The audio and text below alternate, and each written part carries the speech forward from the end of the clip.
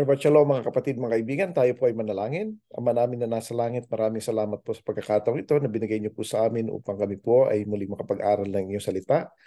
At pag-aaralan po namin ngayon ng Pasya Mishpatim. At salamat Panginoon sa oportunidad na maibahagi ang inyong parsya, ang inyong Torah sa mga kapatiran, sa mga kaibigan, kapatiran na nais magsaliksik ng inyong katotohanan.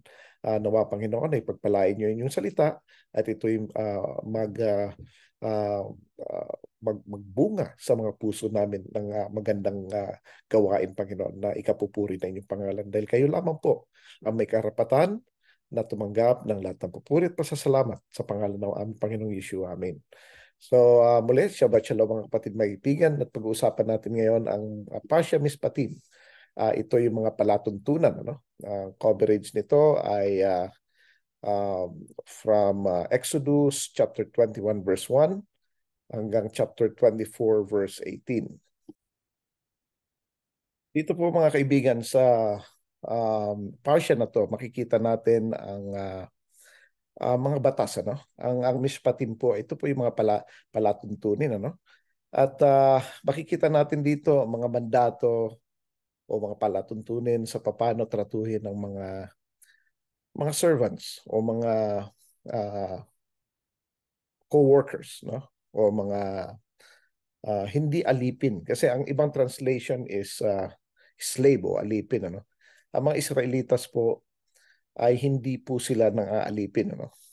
Nung binigay po itong batas na ito ay 3 months after nilang makaalis sa Egypt.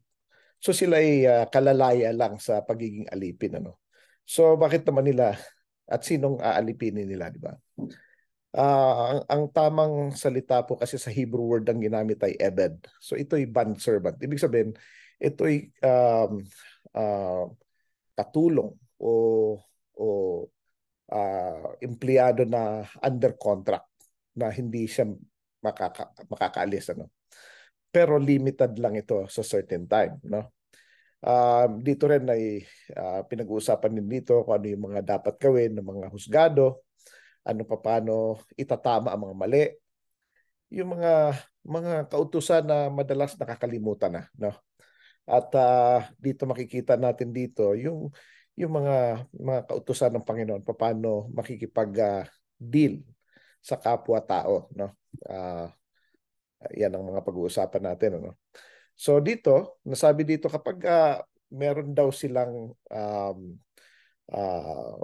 Hebrew servant o yung kapwa nila Hebreo o Israelite, ang pinakamahaba niya na pwedeng isilbi is 6 na taon.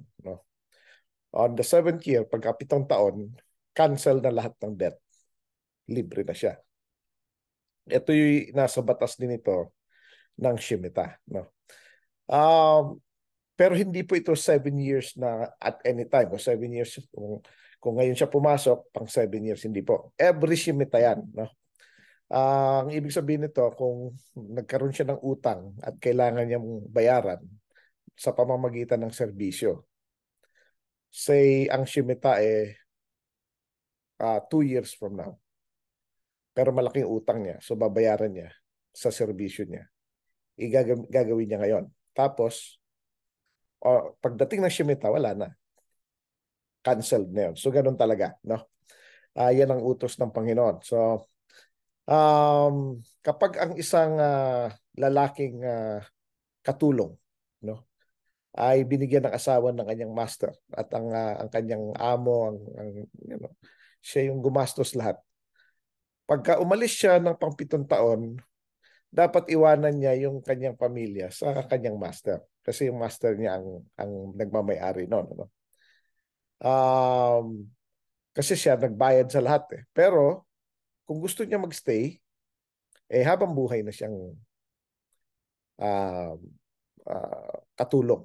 So ito na yung hindi na siya pwedeng palayain ng every 7 years. Yan yung ang gagawin ng amo, dadalhin siya sa mga elders. Tapos sasabihin nila na itong gusto niya. Kasi ang ibig sabihin nun, maganda ang trato sa kanya. Mas mapapabuti siya sa amo niya. Yun ang ibig sabihin nun. Sa pag nakalaya siya, baka wala na siya makuhang employment na ganon, no? So, um, ngayon, kapag ang babae ay isang ebed, o siya yun nga, yung bondwoman, bondservant, at siya ay hindi siya palalayain ng katulad ng isang lalaki on the seventh year, on the Shemitah laya na. Hindi, siya na ngayon ay responsibilidad nung amo. Na, dito po kasi ang bondservant, ano mga kapatid, mga kaibigan, ay they follow the rules ng lahat ng Torah. Hindi sila pwedeng magtrabaho on Shabbat, on the feast. Dapat ang trato sa kanila parang kapamilya na talaga. Hindi po ito yung parang diyan kakakain kami dito. Hindi gano'n. Kasama na talaga siya. So, parang part of the family na talaga. So, yung babae, hindi pwedeng ipamigay. No? Ngayon, kapag inasawa siya ng amo niya, ang truth, ang turing na sa kanya, asawa na, hindi na katulong. No? So, yan ang gano'n. No? Um, Ngayon, kapag um, nagbago isip niya, for example, kailangan isusustain pa rin niya. Nagbagong isip ng amo. Ayaw na pala niya dun sa asawa niya na yun, na dati niyang bondservant. Hindi niya pwedeng basta na lang sipain or ano, hindi pwede. Lahat ng pangangailangan nung babae, damit, pagkain, tirahan, protection, dun pa rin. Dun pa rin siya. So, yun ang rule. Ngayon, ano naman yung mga utos naman sa mga hukom, no? Anong mga mga judgment o yung justice system na inuutos ng Panginoon sa mga hukom, no? Sabi dito, kapag ang tao ay nakapatay, na meron siyang talagang pinagplanuhan niya, dapat, ibig sabihin nun murder yon, no? So dapat patayin din siya. Exodus chapter 21:12 and 14. Dito po nagkakatalo ang mga modern justice system tsaka ang Biblia. No? Yung mga anti-death penalty, ayaw nila ito. Ang rason nila ay ang isang wrong judgment. Halimbawa, nakapatay na sentensyahan ng isang inosente. Mas maigi pa raw na walang masintensyahan, mas maigi pa na makaligtas yung mga kriminal kaysa sa may mapatay na inosente. That's the problem, ano? So, ang aking punto naman dito, parang mas magaling pa ang tao sa Panginoon, no? Kaya inutos niya ito. Kaya ang criminality, ang crime, paggrabe ng paggrabe, kasi wala namang napaparusahan. So, yun ang problema, no? So,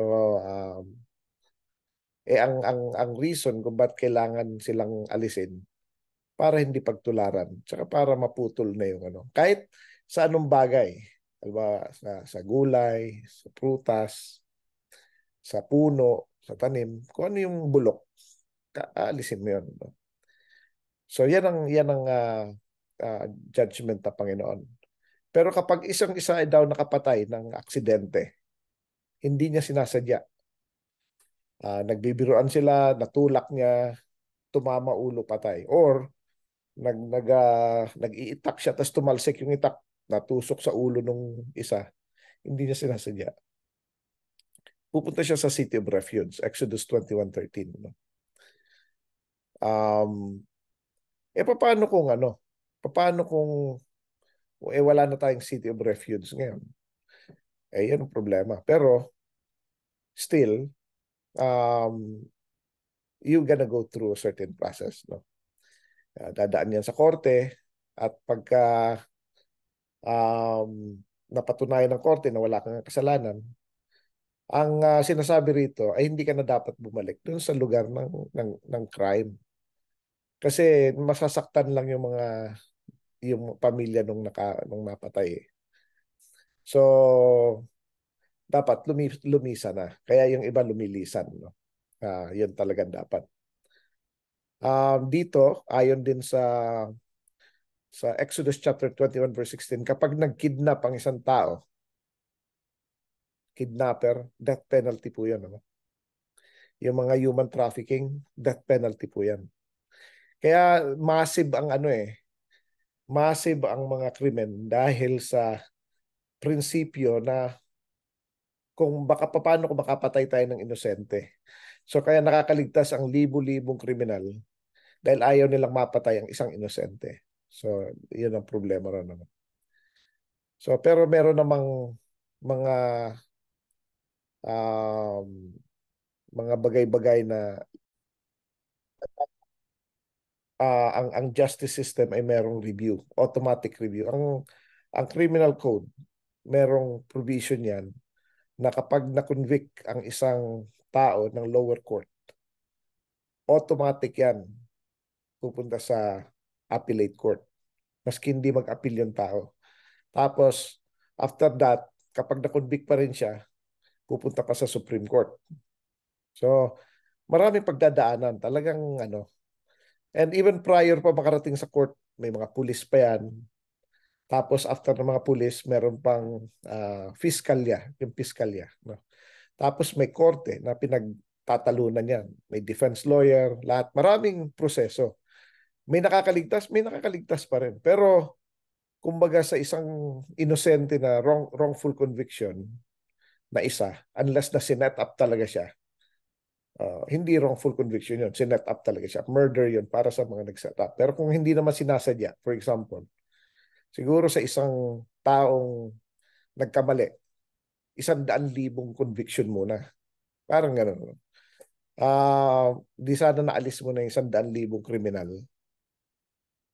Um, at na marami ng ano yan, tatahimik na. Pero ang nangyayari, dahil hindi nga maalis yung mga kriminal, di baling hindi mapatay yung isang inosente, pero marami naman napapatay na inosente yung mga kriminal. Yun lang problema. No? So, kung mas marunong pa tayo sa Panginoon, uh, malamang babagsakan natin yung yung society na godless, no? Kaya nakakatakot na.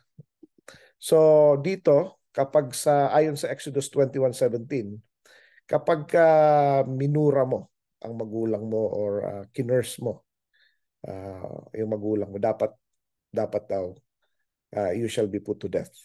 Yan nakakatakot yun. So, paano kung ngayon wala naman ng batas na ganon? Meron pa rin. Pero batas ng Panginoon. Nakaligtas man ang isang tao sa batas ng tao, pero sa batas ng Panginoon, yayariin ka. So, ganun po di ba God is love? O nga, God is love, pero God is God of justice din siya. So, at mahal niya yung mga taong nagmamahal sa kanya. At kinamumuhian niya yung mga taong namumuhi din sa kanya. Yan ang nasa Ten Commandments yan. And I hate those who hate me up to third and fourth generations. So, hanggang sa apo sa tuhod, no? Nakakarating yan. So, kung gusto natin maging mabuti ang ating mga anak, mga apo at apo sa tuhod, tayo ay magpakatino, no? Tayo ay sumunod sa kanyang mga commandments. Dito, kapag ang isang tao ay nasaktan ng isa pang tao, dapat babayaran niya yung time loss. Yung hindi siya nakapagtrabaho. Kung ang per day niya ay 1,000 pesos per day, babayad ka. At sabi dito, aalagaan mo siya hanggang siya'y gumaling. Di ba?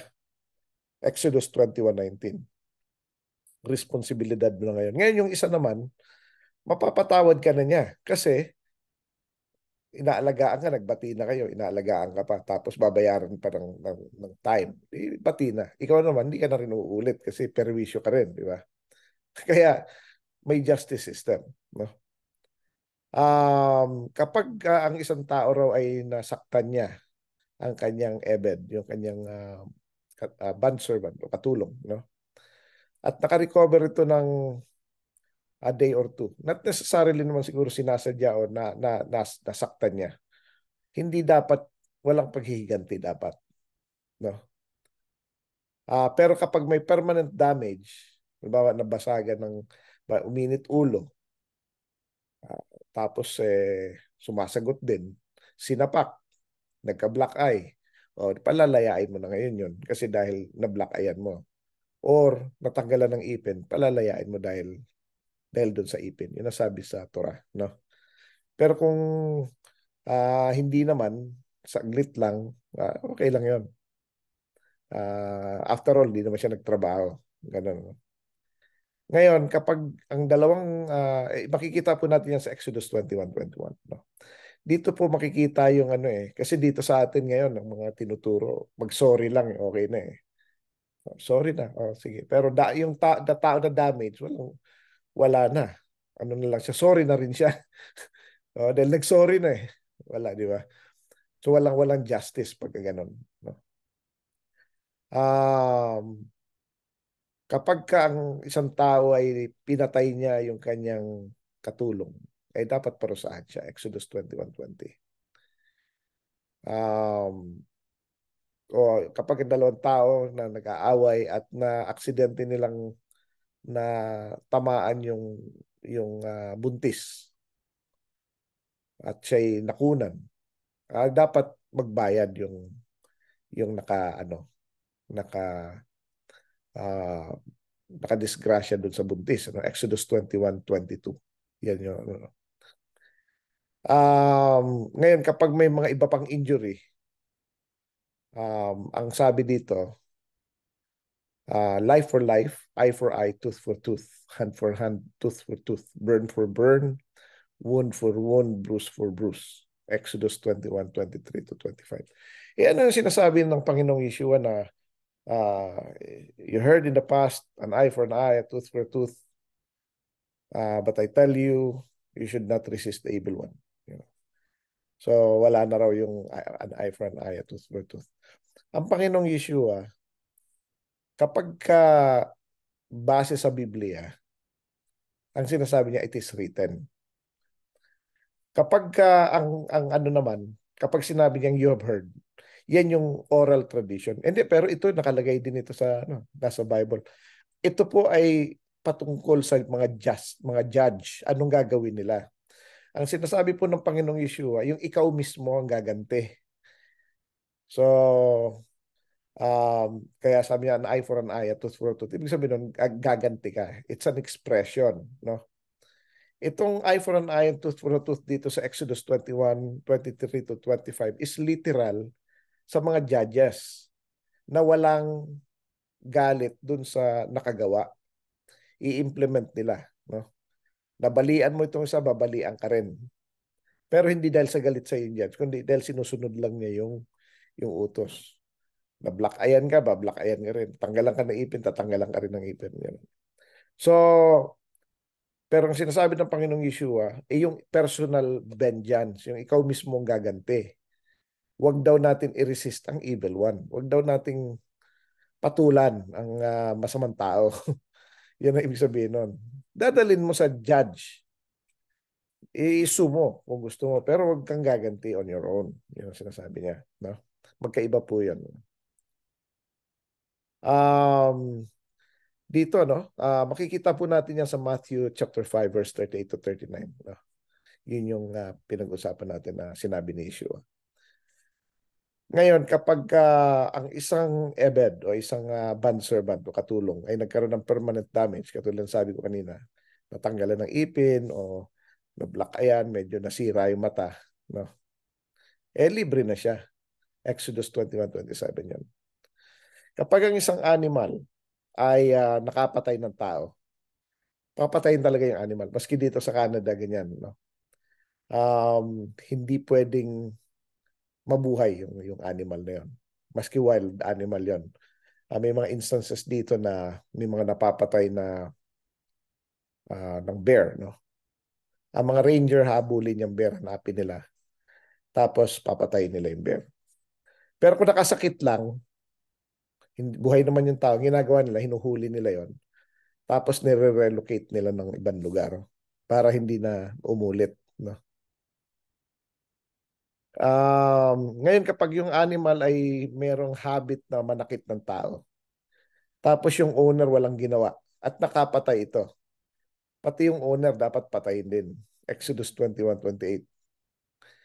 Pero kung yung pamilya ng napatayan ay nagdemand ng ransom, ayun, pwede. So, pwede yun. No?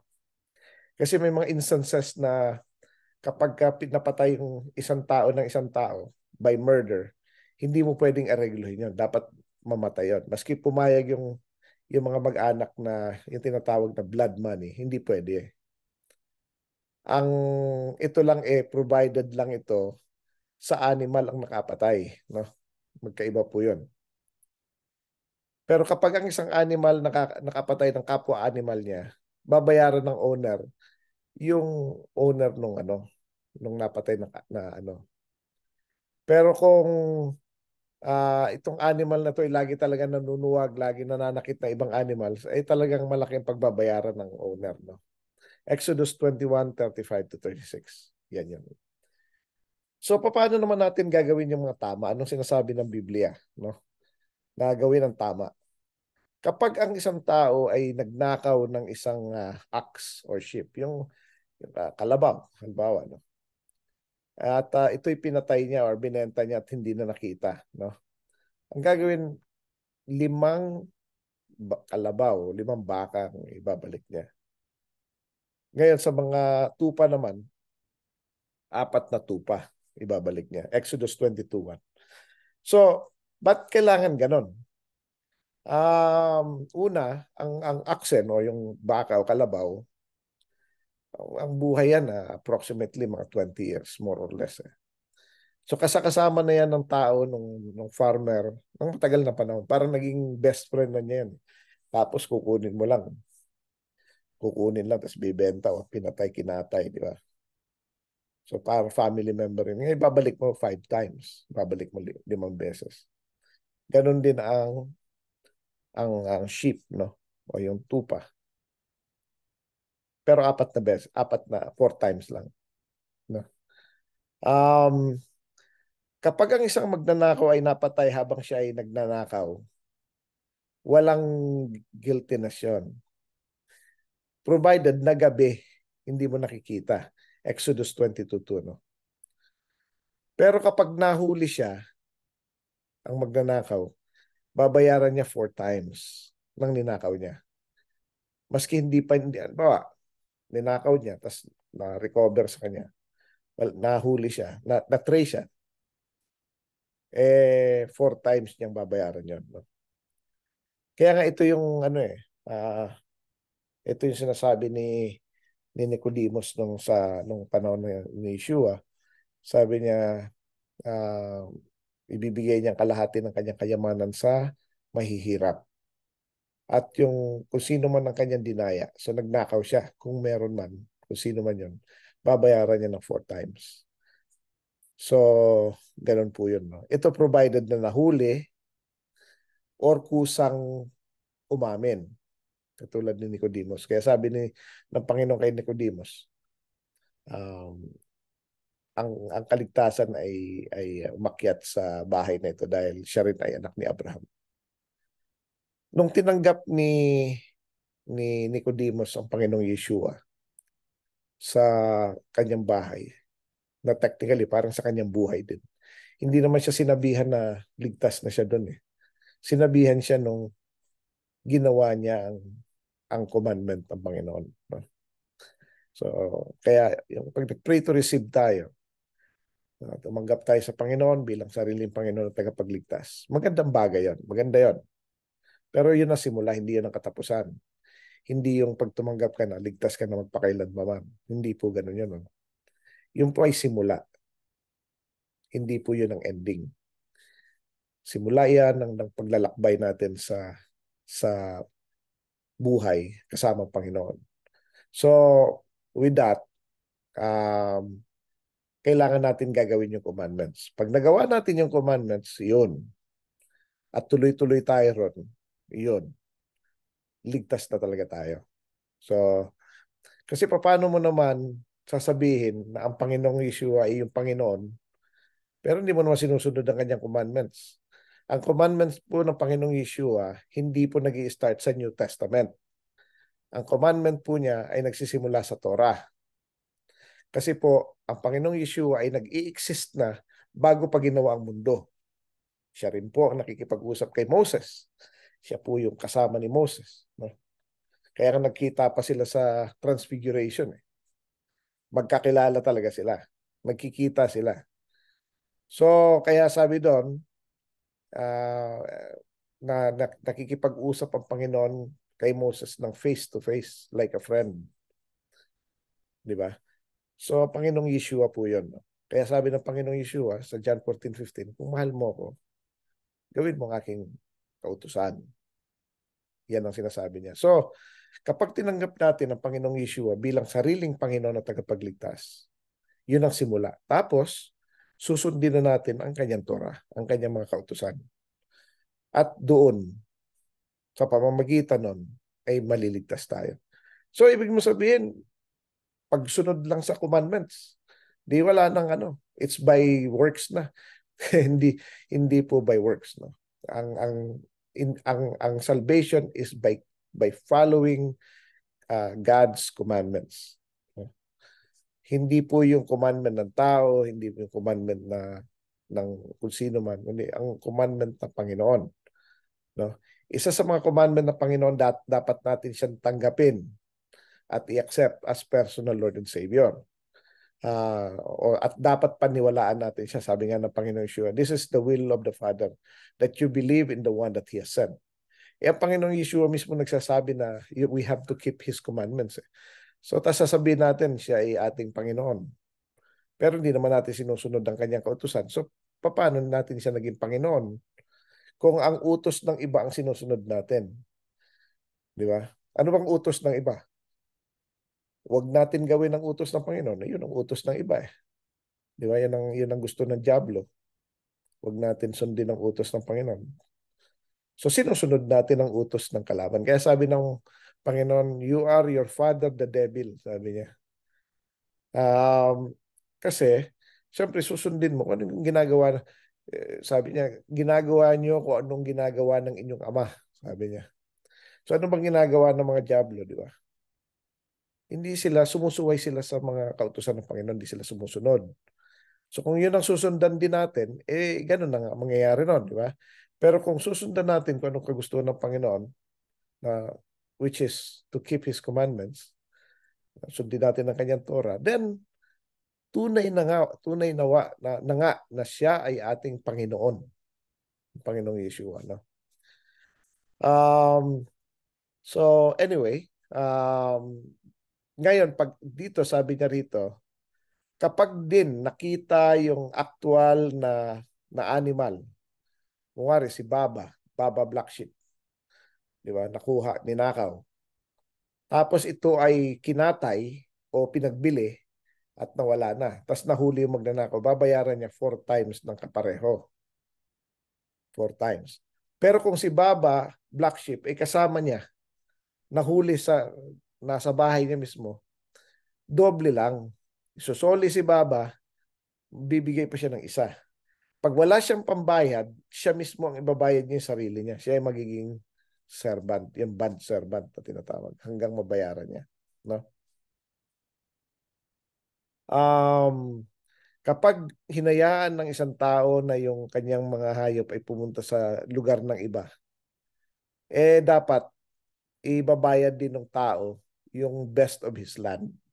So ang gagawin nung nabiktima, yung kanyang mga animals naman, papupuntahin niya doon sa best ng lupa nung taong umagrabyado sa kanya.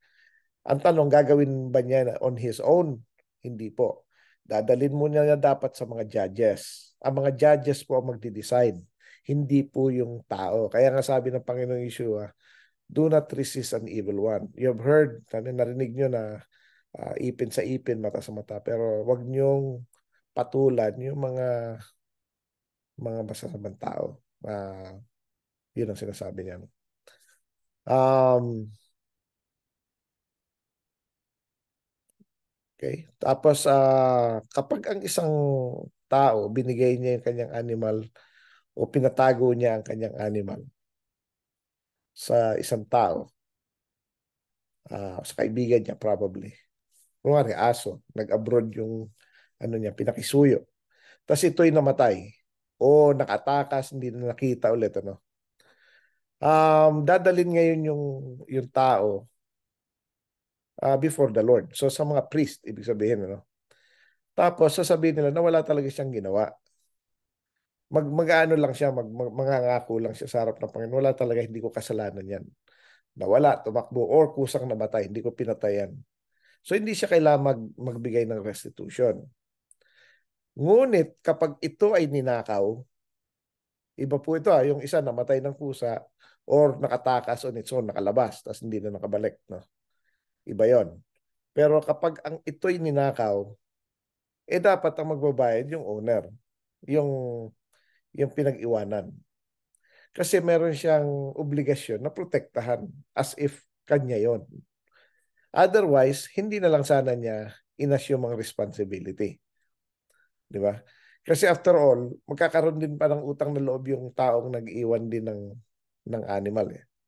Pero ngayon, dahil sa ninakaw, hindi mo pinag-ingatan, di ba? So, bayad ka. You know? Ngayon, kapag ang isang tao, makikita natin po yan sa Exodus 22:10 to 11, ano? Hanggang verse 12. Hanggang verse 13 actually. Ngayon, kapag ang isang tao ay nanghiram ng isang animal, at ito ay nasaktan o namatay habang nasa kanyang puder at wala doon ng owner, dapat full restitution. Anong ibig sabihin ng full restitution? Exodus 22:14. Kung nga rin, baka yon, papalitan mo ng baka rin. Isa lang. Uh, ano lang yan. Kasi namatay naman ng kusa eh. Pero kung ano doon yung owner, tapos na heat stroke, may mga animals na heat stroke eh. Wala siyang pagbabayaran dahil lalo na kung inupahan lang niya. Tapos ando doon naman yung may-ari. So, ganun po ang rule, ano? Ngayon, ito, kapag daw ang isang lalaki ay inakit niya isang virgin, no, na hindi naman engaged, dapat magbayad siya ng dowry para maging asawa niya. Pero kung ayaw pumayag yung tatay na mag-asawa yung kanyang anak, bayad pa rin ng dowry yung yung lalaki, no. So, yan yung mga commandments, ano. Ito naman yung mga madalas nakakalimutan na commandments eh, no. Ang sabi dito, ito covered na to Exodus 22:28 to 31, ano. You shall not revile the gods nor curse the ruler of your people. Ito ang interpretation ng iba, you shall not revile yung Panginoon natin. Uh, hindi po 'yun, ano.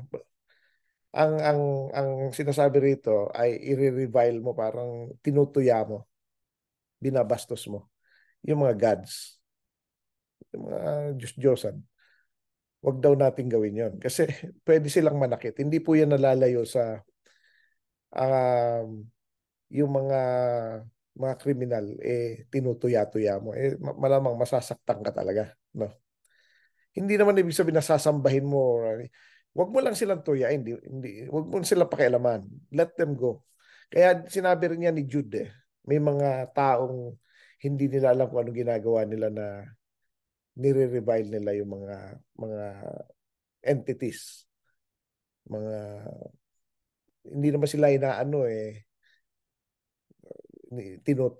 kinukutya nila o tinutuya nila. Ano, minsan ginagamit pang pangalan ng Panginoon. No? Wag daw natin gagawin yon. At wag din natin mumurahin o i-curse ang mga leader ng ating mga leader. No? Uh,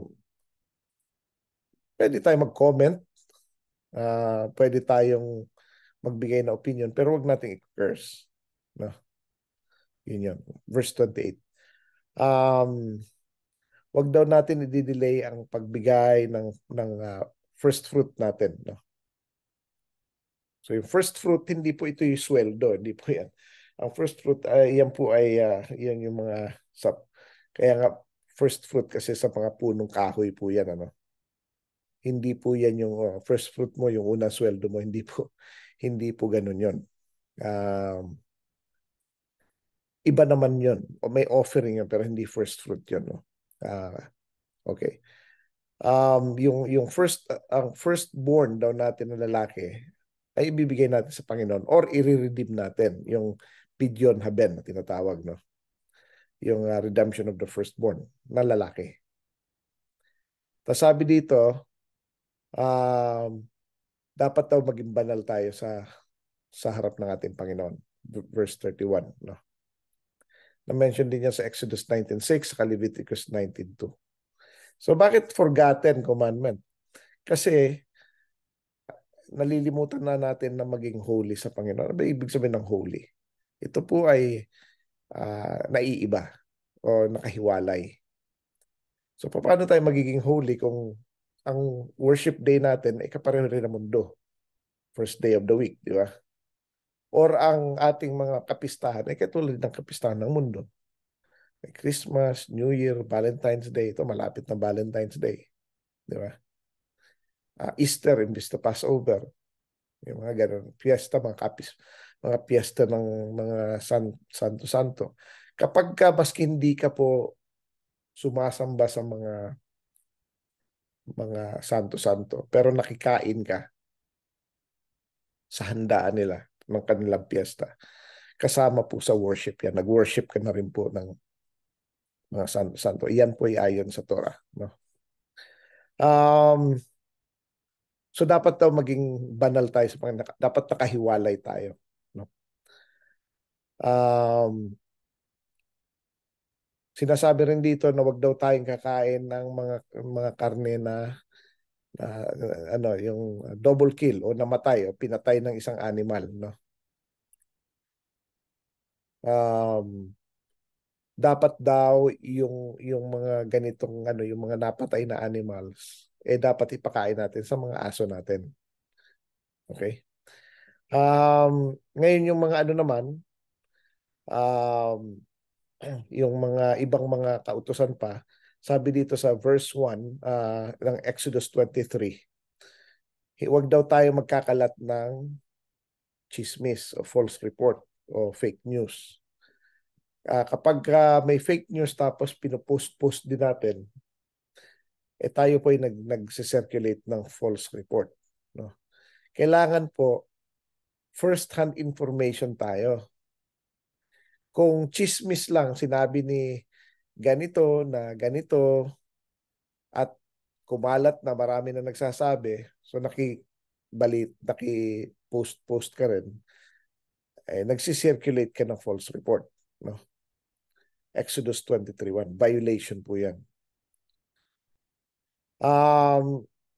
Sabi din dito, wag kang kakampi sa mga wicked and unrighteous. Yung parang ikaw ititistigo in favor sa mga masasamang tao. Wag daw po natin gawin yan. No? Ito pa ang isang maganda. Wag daw natin susundan ang mga crowd, yung majority, mga rally-rally, to do evil. So ano ba itong mga ganito? For example, nakikisama-sama tayo sa mga rally-rally tapos ang gusto nila ay rebellion or gusto nila ay gumagawa ng kung ano, no, minumura nila ang leader, inaano nila. So, huwag daw tayong susunod sa mga ganun. Dito yung majority wins or hindi laging tama ang majority. Kaya pag may mga ganun, dapat iwasan daw natin yan. No?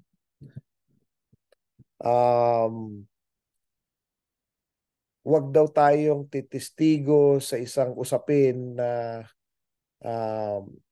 magkukos ng injustice dun sa tao. No? Huwag natin gagawin yan. Or magpapakita tayo ng pagkampi sa mahirap sa kanyang uh, uh, kanyang kaso, no? For example, magtitestigo tayo sa isang tao na squatter, ayaw niyang ibigay yung lupa doon sa may-ari. Kinakampihan natin siya dahil mahirap siya. Sabi ng Panginoon, hindi pwede yan. In as much as hindi natin dapat pinipervert ang justice para sa mahihirap, hindi rin natin dapat kampihan yung mahirap dahil sa mahirap siya kahit mali siya. Hindi rin po pwede yun, no? Ito ang kakampihan ko dahil mayaman yung ano niya, yung kalaban niya, siguradong mali yung mayaman at tama yung mahirap. Ganon, no? Hindi po laging ganon yun. So, um, hindi lahat ng mahirap na ano ay nasa tama, no? At hindi rin lahat ng mayaman ay mali. Mali po 'yon. So, huwag natin siya kakampihan dahil sa mahirap lang siya. Kakampihan natin siya dahil tama siya. Kahit mayaman o mahirap man 'yon, lagi tayong kakampi sa tama, no? Um,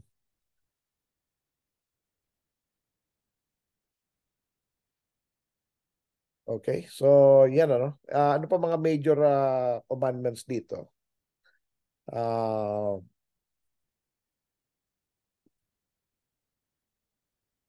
kanina sa verse verse 3, no, ng Exodus 23 verse 3. Sinabi natin na wag nating kakampihan yung isang mahirap dahil mahirap siya, no. Dapat yung tama. Dito sa verse 6 ng chapter 23, Exodus 23:6, wag din daw natin i-pervert yung justice ng mga mahirap. Wag natin like mahirap na nga, inano mo, pinervert mo pa. So ito'y patungkol ito doon sa may mga kapangyarihan, sa mga judges, people of authorities, tsaka yung mga may mga kakayanan na nagde-decide para sa mga tao. So wag daw natin ipi-pervert ang justice dahil mahirap sila. Yung kanina, wag natin kakampihan dahil mahirap sila kahit mali, no? Dito naman, wag natin yung the opposite lang noon. Wag natin silang uh, i-pervert yung justice o parang kakampihan natin yung kalaban nila dahil kayang-kaya ito, mahirap lang. Ano? Huwag ganon. Sa verse Exodus 23:7, sinabi rito, ilayo daw natin ang sarili natin sa mga maling bagay, mga false matters. Ano? Ilayo natin sarili natin. So ito sa mga fake news. At ito merong significance actually ito. Yung mga maling theology, mga maling katuruan. Huwag po tayo, ilayo natin sarili natin sa ganun. No? Actually, meron ako nabasa kanina. Sabi nung ano, nakita ko sa post, ano, mas delikado daw ang maling paniniwala kesa sa o mali yung napaniwalaan mo kesa dun sa ikaw ay ignorante o walang alam. Mas delikado pa yon kasi mali nga yung alam mo eh. Mas delikado daw yon. So iwasan natin ayon inuutos ng Panginoon na ilayo natin sarili natin sa mga maling bagay. Kasama na po diyan ang mga maling katuruan, no?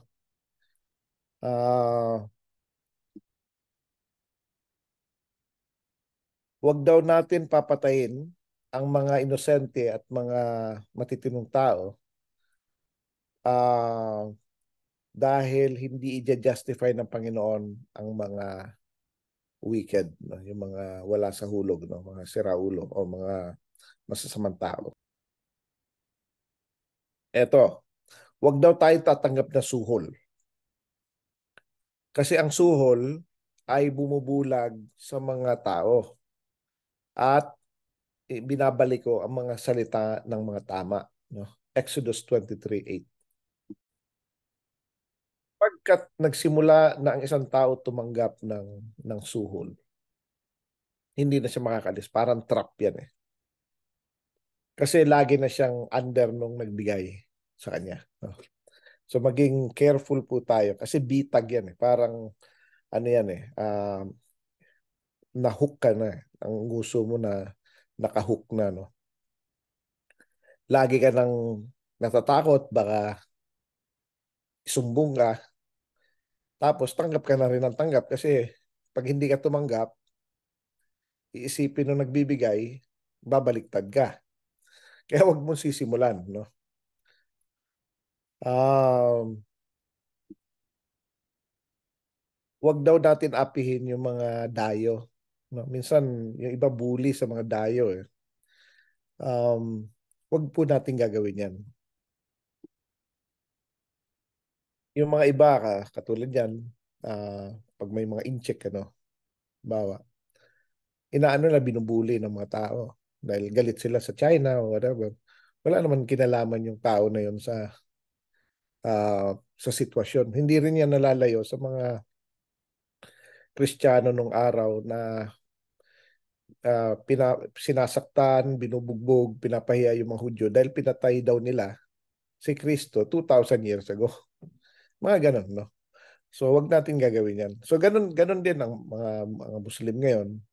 Yung mga Hudyo sa ibang bansa ay minumura nila, binabastos, inaatake nila dahil naniniwala sila na may ginawang masama ang Israel sa mga Palestinian. Eh wala namang kinalaman itong mga taong ito, di ba? So wag daw natin gagawin 'yon, no? Um, ngayon dito sa Exodus 23:10-13, dito naman yung batas ng Shemitah, no? May tatlong uh, uh, commandment sa Shemitah. Dapat magpahinga yung lupa, yung mga mahihirap ay makakain, yung mga animals makakain din. So, ang Shemitah po, hindi yun yung 7 years after mo mabili ang lupa or whatever, no? Meron talagang cycle ang Shemitah. So, ang Israel, sumusunod sila ng ganun. So, kung wari, binili mo yung lupa ng, uh, kung wari, 2 years from now, 3 years from now, magsishimita na. Or maski next year, Shemitah. Hanggang ngayon mo lang pwedeng aruruhin yung lupa mo. O pagdating na Shemitah, hinto ka 1 year, no? As a side note ng rule ng ano, ayon sa Torah, kapag bumili tayo ng lupa, hayaan natin siya magpahinga, especially kung may mga fruit trees o may mga ano, no. Hayaan lang natin siya magpahinga ng first year. Ang mga mahirap, pwede nilang kumain, strangers, mga animals, hayaan lang natin. Second year, ganun pa rin. On third year, yung ani nun, kakainin natin before the Lord. Ayun yung parang holy yun, most holy to the Lord yun. No? On the fourth year, ano na yun, sa'yo na yun. Hanggang sa mga susunod na years. Hanggang dumating ang Shemitah, hinto na naman for 1 year. No? So, para nakakapagpahinga ang lupa. Tapos ang mga mahihirap, makakakain. Yung mga animals din, makakain din. No? Kasi yan naman ang binigay ng Panginoon sa kanila.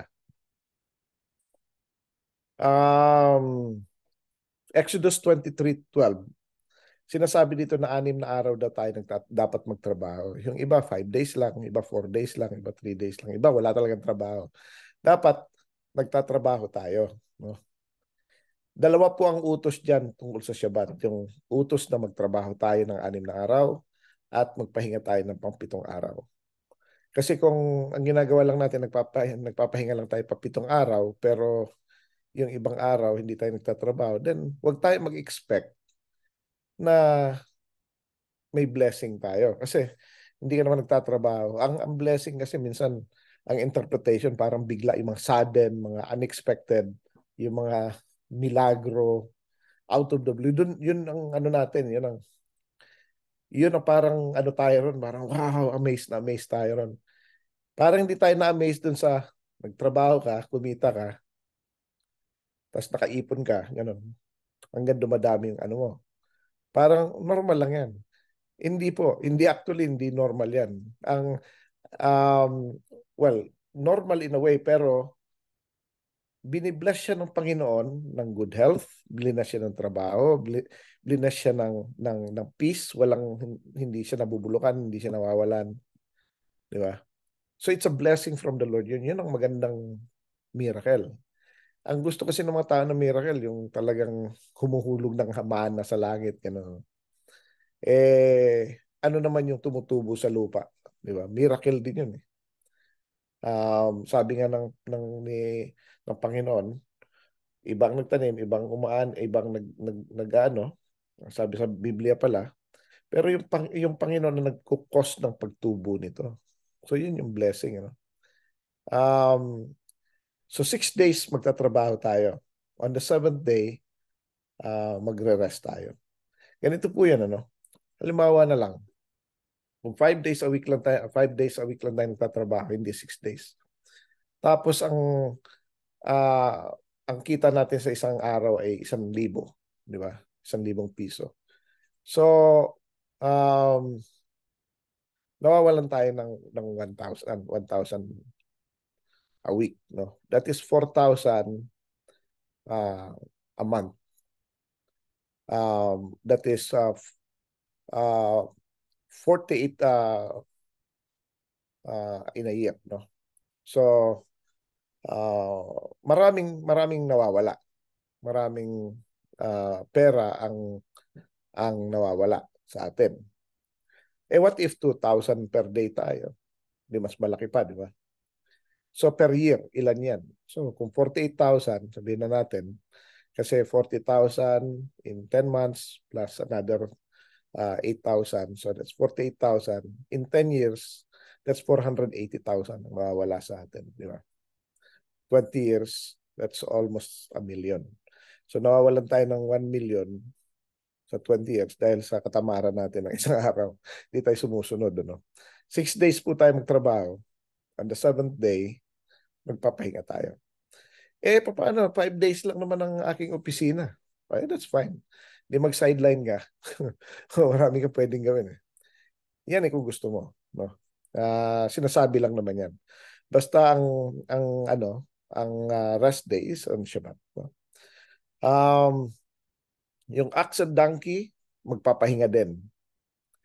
Yung mga katulong, mga servants, strangers, magpapahinga din sila. So, dito rin nabanggit din dito yung 3 appearance feast, Feast of Unleavened Bread, Feast of Pentecost, saka Sukkot, na dapat nag-a-appear tayo sa Panginoon. At pag nag-appear tayo, dapat lagi tayo may dala. So, ito yung mga bagay-bagay na makikita natin dito. At dito, kapag tayo ay sumusunod sa Panginoon, sabi niya sa Exodus 23:26, walang makukunan, walang baog, walang barren, pati yung lupa, pati yung mga animals, abundant talaga. Tapos, pahabain ng Panginoon ang buhay natin. Kung tayo ay inilaan niya ng mabuhay ng, say, 80, 90 years old, or even 100 for some, i-fulfill niya yon. Kasi, maski sinet up niya tayo ng 80, 90 years old, pero medyo wala tayo sa hulog. We're not keeping His commandments. Hindi tayo umaayos. Ika-cut off niya ang isang tao. No? Hindi obligated ang Panginoon na sundin yung ibinigay niya sa iyo na buhay. So, pero dito, kapag ginawa daw natin yun, i-fulfill niya a number of our days. No? Tapos, yung mga kalaban daw natin makukonfuse. At talikuran tayo. Atras. No? At ang Panginoon mismo ang magtataboy ng ating mga kalaban. At dito, makikita natin ang Panginoon. No? Tapos binigyan ng mga Israelites ng table of yung 10 commandments, no? Para ituro ito. At ang glory ng Panginoon ay marireveal sa mga sumusunod. Kaya nga sabi niya sa John 14:21, kung sino man ang nananahan or kung sino man na nagtatago ng aking mga kautusan at ginagawa ito, sila ang tunay na nagmamahal sa akin. At ang mga nagmamahal sa akin ay mamahalin din ng aking Ama at mamahalin ko rin at ipapakilala ko o ipapakita ko ang sarili ko sa kanila. Yan ang sabi ng Panginoong Yeshua. So i-reveal niya ang glory niya. So ito po ang mishpatim, ano. Dito natin makikita yung mga benefits. Pero at the same time din, yung mga punishment sa mga disobedient. Kaya mas dapat sundin natin yung mga nasa tama para hindi tayo uh, uh, maparusahan. Ano. Instead tayo ay mabless.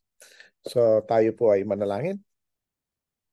Ama namin na nasa langit, maraming salamat po sa oras na ito na kami po ay nakapag-discuss ng mishpatim ng inyong parsya, ng inyong Torah sa Exodus. Nawa Panginoon ay nabigyan namin ng hustisya ang inyong salita at nawa Panginoon na ito ay manahan sa aming mga puso't isipan upang lagi namin tatandaan na gagawin namin ang inyong mga kautusan. At wag namin lalabagin ito. Na ito ay maging parte ng aming buhay. Panginoon, muli ibinabalik namin sa inyo lahat ng papuri at pasasalamat sa pangalan ng aming Panginoon Yeshua. Amen. Shabbat Shalom mga kapatid, mga kaibigan.